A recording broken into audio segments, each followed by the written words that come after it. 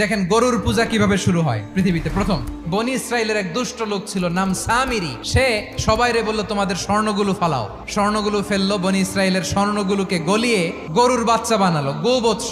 জিব্রাইল আলাইহিস সালাম যে জমিনে এসেছিলেন, ওই ফেরেশতার পায়ের নিচের একটু মাটি সে বুদ্ধি করে প্যাকেটে রেখে দিছিল। স্বর্ণ দিয়ে বানানো গোবৎস গরুর বাচ্চার গায়ে যখন সেই মাটি ছুঁড়ে দেয়া হলো, এখন বাছুরের ভেতর থেকে ভ্যাঁ ভ্যাঁ আওয়াজ আসতেছে। কি আসতেছে?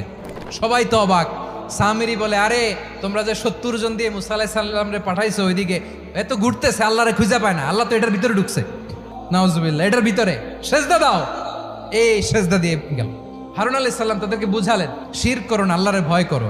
শুধু এতটুকুই তিনি বুঝালেন, দাওয়াতি কাজ পালন করলেন, কিন্তু প্রতিরোধ করেন নাই। এই ঘটনা থেকে শিক্ষা কি? শিক্ষা হচ্ছে আপনি শিরকের আড্ডাখানা দেখলেও বৃহৎ স্বার্থে তাওহীদের দাওয়াত দিবেন, প্রয়োজনে আপনি ঐক্য নষ্ট করবেন না। সুবহানাল্লাহ পড়বেন না?